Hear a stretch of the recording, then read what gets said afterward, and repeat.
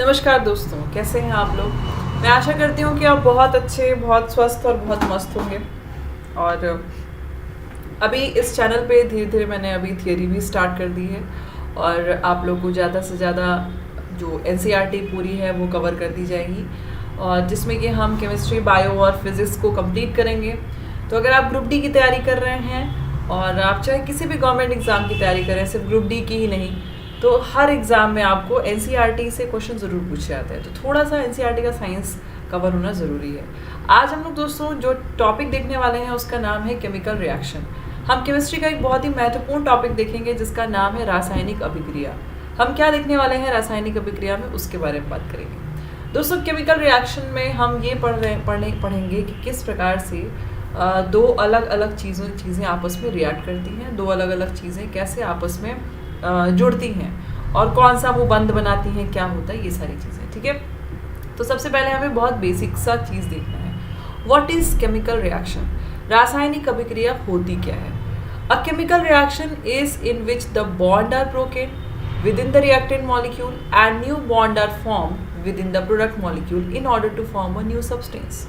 अब दोस्तों यहाँ पे क्या लिखा हुआ है कि एक अगर आप किसी भी अभिक्रिया को रासायनिक अभिक्रिया कह रहे हैं तो आप उसको रासायनिक अभिक्रिया तभी कह सकते हैं जब उसमें नया बॉन्ड का फॉर्मेशन हो रहा होगा, नए बंध का निर्माण हो रहा होगा।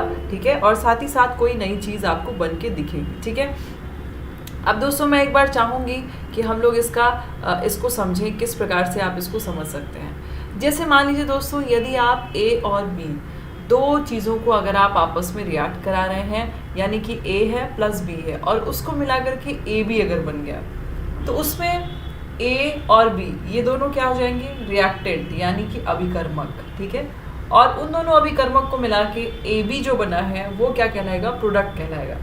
अब इसमें ए और बी आपस में मिले कैसे?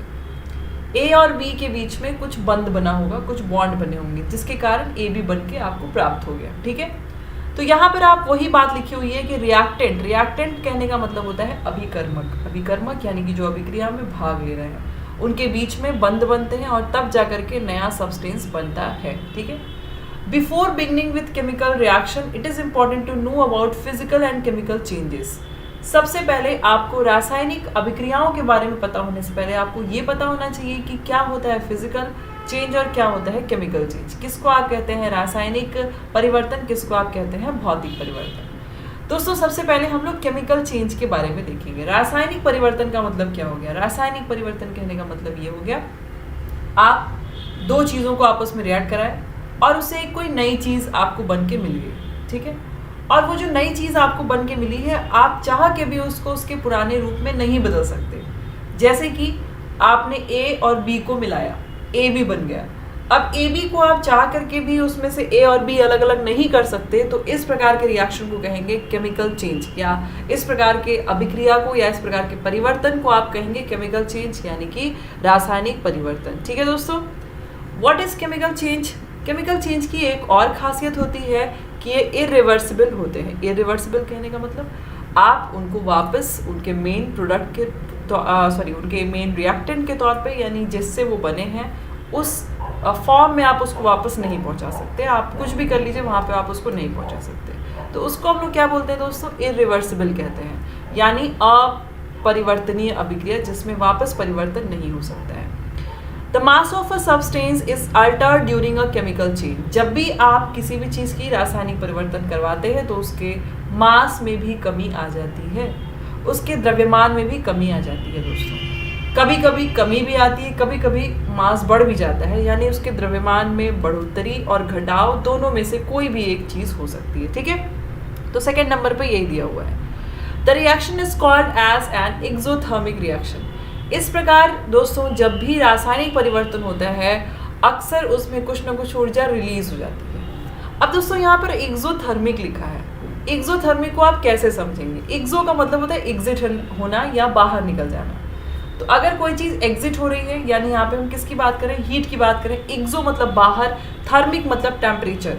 तो जब भी टेम्परेचर बाहर रिलीज हो जाए उस प्रोसेस को आप एक्सोथर्मिक रिएक्शन कहते हैं, और एक्सोथर्मिक रिएक्शन केमिकल चेंज का यानी रासायनिक परिवर्तन का एक आपका जो है ना तरीका होता है। ठीक है, अब यहाँ पे क्या लिखा हुआ है, रिएक्शन इस केमिकल चेंज में आप जितने भी रिएक्शन जनरली होते हैं सब के सब आप देखेंगे एक्सोथर्मिक ही होते हैं, उसमें एनर्जी रिलीज होती है। और कुछ कुछ ऐसे भी होते हैं जो कि इंडोथर्मिक होते हैं। नहीं, हम ये नहीं कह सकते कि सिर्फ और सिर्फ एक्सोथर्मिक होगा, एक्सो और इंडो दोनों होता है। ठीक है, तो आप याद रखिएगा जब भी कभी भी रासायनिक परिवर्तन होगा या तो ऊष्मा निकलेगी या तो ऊष्मा यूज होगी।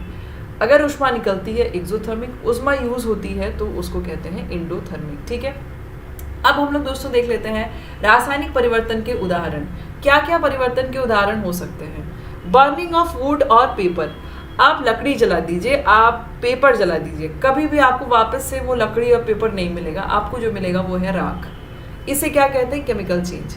कपूर जला दीजिए, कपूर एक बार जल गया वो वापस उस फॉर्म में आपको नहीं मिलेगा, ये भी आपका केमिकल चेंज है। आप दूध जो है अगर मान लीजिए उसकी दही बन गई, दही को वापस दूध में कन्वर्ट नहीं किया जा सकता है, यहाँ पे क्या हुआ, रासायनिक परिवर्तन हो गया। उसमें मौजूद जो भी शुगर थे दूध में वो टूट चुके हैं, प्रोटीन टूट चुका है, सब हो चुका है। बर्निंग ऑफ कैंडल, मोमबत्ती का जलना। मोमबत्ती का जलना, एक बार मोमबत्ती यदि जल जाती है तो वो केमिकल चेंज की कैटेगरी में ही आती, क्योंकि उसमें जो रस्सी यूज़ की गई थी वो भी जल गई, तो ये केमिकल चेंज है, यानी ये रासायनिक परिवर्तन है। अब उसमें से आप वापस रस्सी सहित मोमबत्ती नहीं प्राप्त कर सकते हैं। ठीक है, डाइजेशन ऑफ फूड, भोजन अगर पच गया तो कभी ऐसा नहीं है कि दाल पच गई तो वापस आप चाहें तो फिर से दाल के रूप में आपके मुंह से आ जाए, नहीं, ये नहीं हो सकता। वॉमिटिंग करेंगे तो लगेगा वो भी दाल पची हुई दिखेगी उसमें, सॉरी आपका मूड खराब करने के लिए, तो इसे कहा जाएगा chemical change. What is physical change, भौतिक परिवर्तन क्या है। भौतिक परिवर्तन दोस्तों ऐसा परिवर्तन होता है जिसमें कि सिर्फ किसी भी पदार्थ के मॉलिक्यूल इधर उधर हो गए हैं।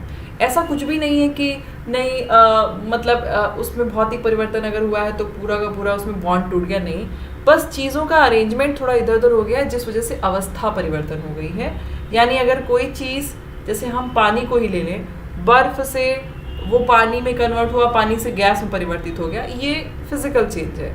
आप जब चाहेंगे वापस से आप उसको सॉलिड लिक्विड के फॉर्म में प्राप्त कर सकते हैं, लिक्विड को फिर जो है आप सॉलिड के फॉर्म में प्राप्त कर सकते हैं। तो बर्फ का जमना ये एक भौतिक परिवर्तन है। No new product are form, भौतिक परिवर्तन में कभी भी कोई नई चीज़ नहीं बनती। ठीक है, and the molecular composition remain totally the same, यानी कि उनके बीच में जो भी मॉलिक्यूल्स हैं, जो भी उसमें कण हैं, वो वैसे ही रहेंगे जैसे थे। नो एनर्जी चेंजेस ऑकर, किसी भी तरीके का एनर्जी चेंज भी नहीं होता है वहाँ पे। ठीक है, as a result of physical change, यानी कि भौतिक परिवर्तन में किसी भी तरीके का ऊर्जा परिवर्तन आपको देखने को नहीं मिलेगा। ठीक, अब दोस्तों यहाँ पर भौतिक परिवर्तन रिवर्सिबल होते हैं। रिवर्सिबल मतलब कि आप उसको उसके पुराने फॉर्म में प्राप्त कर सकते हैं, ये मैंने आपको बता दिया। ठीक है, और अस्थायी होते हैं, यानी अस्थायी कहने का मतलब जब आप चाहें उसको वापस परिवर्तित कर सकते हैं, टेम्प्रोरी कहलाएगा। During the physical change the mass of substance remain the same, भौतिक परिवर्तन के दौरान पदार्थ का द्रव्यमान हमेशा समान रहता है, ये बात आप याद रखिएगा। ठीक है, क्योंकि कोई भी उसमें बॉन्ड वगैरह बने नहीं, कुछ नया प्रोडक्ट बना नहीं, तो वो हमेशा सेम रहेगा। भौतिक परिवर्तन के उदाहरण पानी में चीनी का मिलाना, बर्फ का पिघलना, पानी का जमना, वाटर का बॉयल होना, मोम का पिघलना, ये सब के सब आपके भौतिक परिवर्तन होते हैं, फिजिकल चेंज के एग्जाम्पल हैं। आ जाते हैं टाइप ऑफ केमिकल रिएक्शन में। अब यहाँ पे हम बात करेंगे दोस्तों अभिक्रियाएं कितने प्रकार की होती हैं। अभिक्रिया में जनरली सभी अभिक्रिया में यही होता है कि दो चीज़ें जुड़ रही हैं, नया कुछ बन रहा है। ठीक है, तो यहाँ पर उनके अलग अलग टाइप हैं। पहला हो गया कंबशन रिएक्शन, दहन अभिक्रिया। दूसरा हो गया डीकम्पोजिशन रिएक्शन, अपघटन अभिक्रिया। तीसरा है न्यूट्रलाइजेशन, यानी कि आपका उदासीनीकरण अभिक्रिया कहेंगे।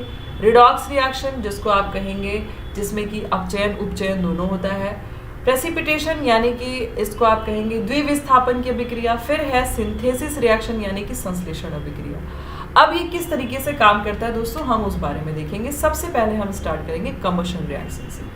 कंबशन नाम से ही आपको पता चल जा रहा है कोई चीज़ जल रही है, किसी चीज़ का दहन हो रहा है। ठीक है, यहाँ पे वही बात लिखी हुई है, कोई भी एक रिएक्शन पूरा हो रहा है उसमें आप कुछ ऑक्सीडाइजर का यूज़ करते हैं, यानी कि कोई ऐसा पदार्थ यूज़ कर रहे हैं जो कि ऑक्सीडाइज हो जा रहा है। ठीक है, ऑक्सीकरण उसमें हो रहा है। तो ऑक्सीकरण होने के साथ साथ अगर कोई रिएक्शन पूरा होता है उसे कहा जाता है कंबशन रिएक्शन। ठीक है, तो यहाँ पर दोस्तों जैसे कि आप मैग्नीशियम और ऑक्सीजन को आपस में जोड़ रहे हैं, ये मैग्नीशियम ऑक्साइड का फॉर्म बन जाएगा, जिसे आप क्या कहेंगे कंबशन रिएक्शन।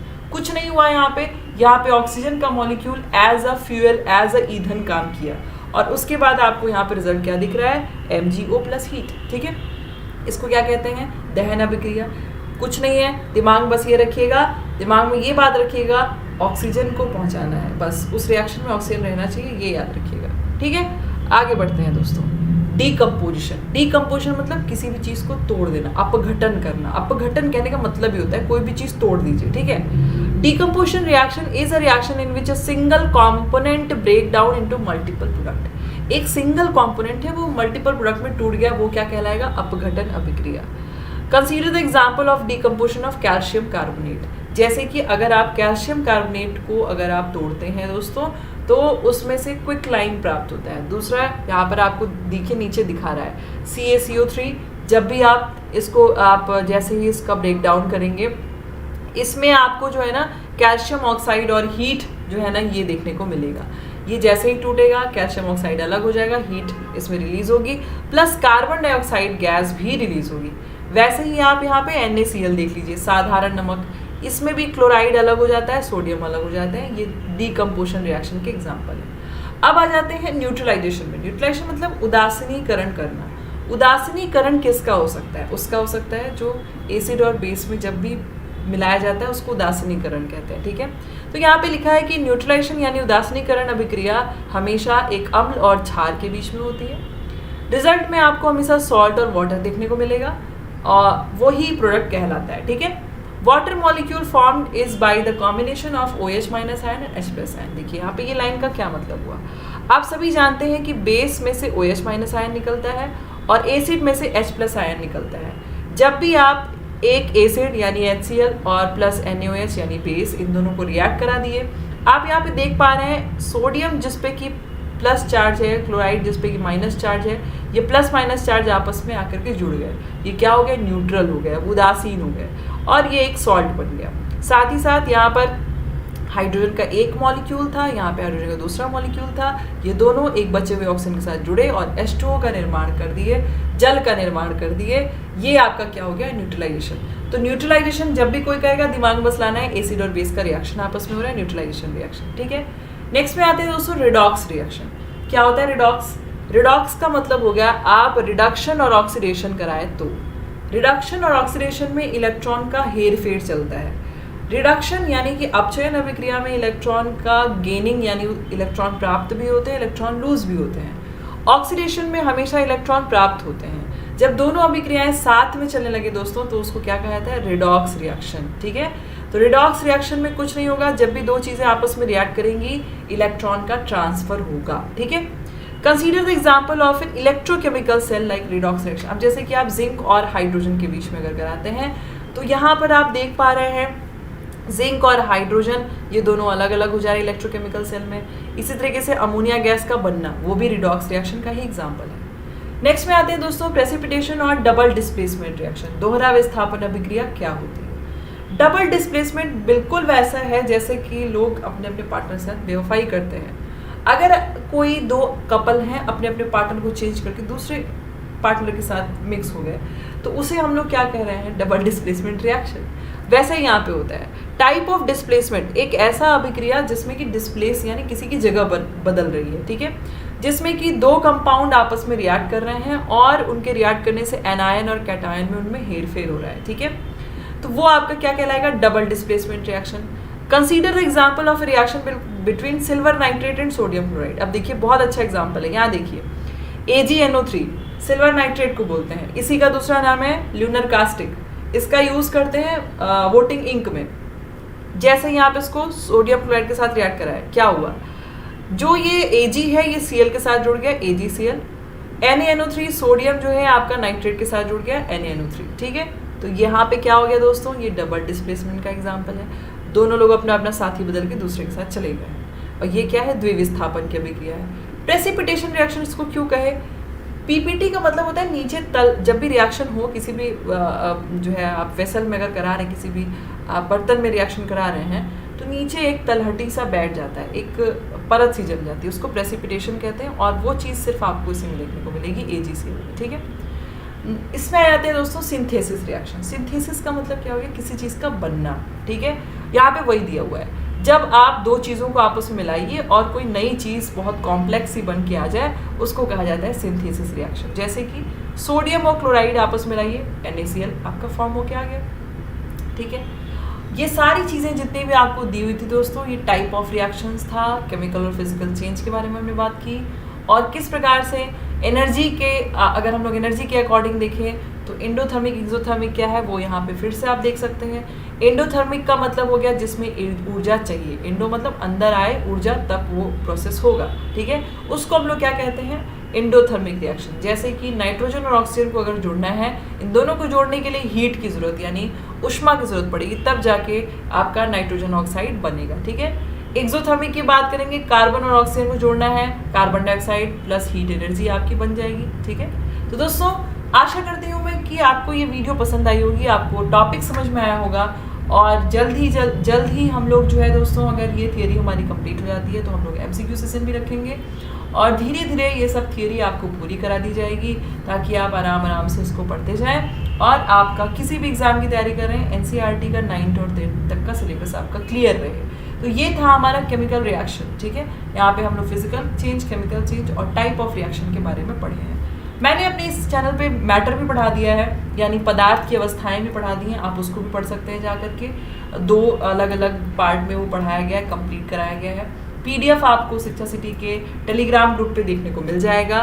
बायोलॉजी पढ़नी है तो आप मेरा पर्सनल चैनल भी ज्वाइन कर सकते हैं, अनुराधा सिंह के नाम से है, वहाँ पे आप जाइए, सिर्फ बायोलॉजी का आपको कंटेंट ढेर सारा देखने को मिलेगा विद थियरी और MCQ दोनों। ठीक है, थैंक यू सो मच दोस्तों, बहुत अच्छा लगा कि आप ध्यान से सुने। वीडियो को लाइक ज़रूर करेंगे, चैनल को सब्सक्राइब करना बिल्कुल नहीं भूलिएगा, शेयर भी कर दीजिएगा। Okay, bye bye, thank you so much.